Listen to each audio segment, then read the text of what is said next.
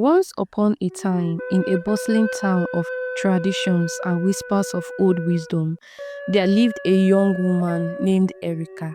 Erica was one of the brightest flowers of her generation.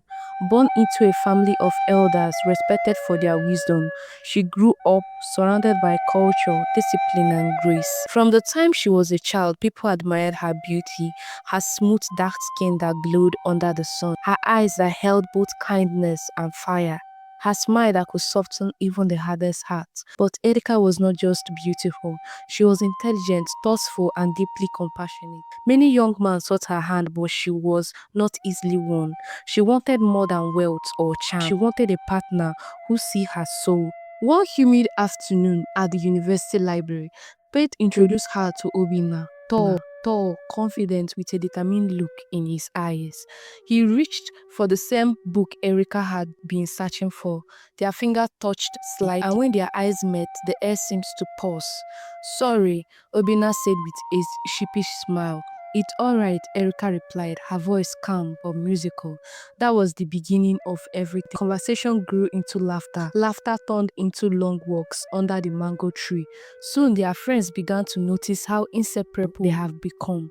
He admired her intelligence, her elegance, her grounded spirit. She admired his strength, his boldness, and the way he looked at her like she was the only woman in the world. By their final year, Obina could no longer hide his heart. Under the mango tree, where they often studied together, he went down on his knees and his voice shook as he said, "Erica, will you marry me? Will you be mine forever?" Her eyes filled with tears. She nodded, whispering, "Yes." Their wedding was filled with songs, dance, and prayer. People said they were a perfect match, and indeed, they were. Their marriage blossomed. Obina worked hard, determined to provide, while Erica made their house a home, warm, vibrant, and alive with joy. 2 years later, God blessed them with twin daughters. The little girls were as radiant as their mother, with their bright eyes and endless energy. Their laughter echoed through the house. Every morning, Erica prepared breakfast while Obina got the girls ready for school. Evenings were filled with stories, tickle fight, and sometimes songs. Erica's voice was soft and sweet, and Obina often joined her in singing. Together, they filled the air with melodies. Their daughter clapped along too. Life wasn't perfect, but it was beautiful. Their love was the envy of many until pride crept in. It was Monday morning. The girls had left for school, and Obina was preparing for work. Erica served in breakfast, bread and butter, but the butter wasn't spread neatly. It looked rough and uneven. Obina frowned. "Erica, why do you always rush? This woman, why do you always rush? Look at this bread that you gave me, like something that was brought from the dustbin. Can't you even spread the butter properly?" His voice was sharp and dismissive. Erica's face fell. She didn't respond. She quietly pushed her plate away, stood up without a word. She left the table and she went to work without even saying goodbye. Obina muttered to himself, anger still burning him. He didn't know his words had cut deeper than the bread before him. That night, they ate separately. They went to bed in silence. Tuesday, silence. Wednesday, silence. But by Thursday, the air between them was heavy with unspoken word. At dinner, Erica finally broke it. She looked at him softly and said, "Hi, baby." Obina's heart leaped. He wanted to smile back, to hold her hand, to say, "I am sorry," but pride held. Erica tried so many times to talk to him. Sometimes Erica smiled at him, that gentle smile that always softened his heart. But he hardened himself. If this fight will end, she must apologize to me, not me apologizing to her. That night, she showered and sang their favorite song. Her voice filled the house. Normally, he would have joined her, their voice blending in harmony. But that night, pride silenced him. Around 3 a.m., as Obina slept, Erica touched him gently, trying to wake him up. Half asleep and irritated, he brushed her hand away. He didn't know that was the last time he would feel her hand on him. By morning, he was late for work and he rushed through breakfast, grabbed his bag and left without a word. Erica lay still in bed as he assumed that she was very tired. That night, Obina returned home. The door was wide open. The table was untidy, just as he had left it. A chill ran down his spine. "Erica!" he called, but no answer. "Erica!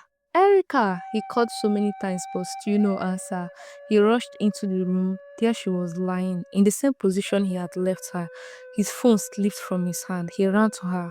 Baby, baby. Erica, he shook her. Her skin was cold. Jesus Christ, he cried, pressing his ears to her chest. No heartbeat, no breath. No, no, no, no, no, no, no. Obina screamed, Erica, please, baby, hugging her tightly, tears streaming down his face. Baby, please, I've forgiven you. Please forgive me. He cried, but it was too late. The bitter truth was that Erica was gone. His beautiful wife, the mother of his children, the queen of his heart, was gone forever. Asthma had taken her. When she touched him at that 3 a.m., she wasn't seeking affection. She was gasping for air, fighting for her life, begging for help, and he, blinded by his pride, had pushed her away. It has been 3 weeks since Erica was laid in the earth. The house that was once filled with laughter now sat in silence. The twins often cried for their mother. They asked, Daddy, when is Mama coming back? Obina had no answers. His chest tightened every time he saw their little faces or his wife pictures. At night, he lay awake staring at the ceiling, replaying that morning over and over. If only he had eaten the bread quietly. If only he held her hand instead of brushing it away. And so Obina confessed with a voice broken by grief. I loved her. God knows I loved my wife, my beautiful, precious wife.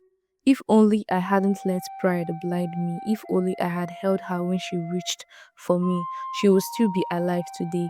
My Erica, forgive me. I'm truly sorry. For my words, for my silence, for my pride. I'm sorry I failed you when you needed me the most. I will never stop loving you, and I will never stop regretting that I'm the one that caused your death. The end. Thank you for watching this. Now, what is the moral of the story? Marriage is too short for pride, too fragile for silence. Whether husband or wife, always choose love, kindness, and forgiveness over ego, because tomorrow is never promised. Write your favorite part in the comments. Thank you.